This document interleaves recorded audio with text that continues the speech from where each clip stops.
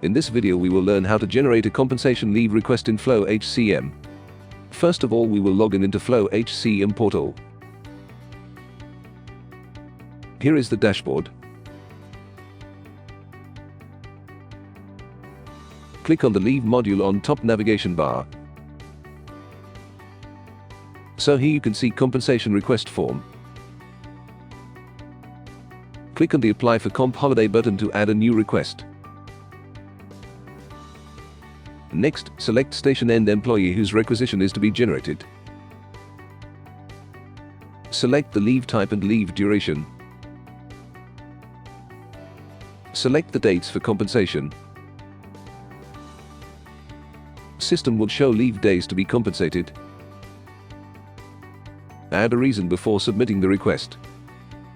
Click on a Submit button to submit your request. System will show a small pop-up indicating that your request is successfully submitted.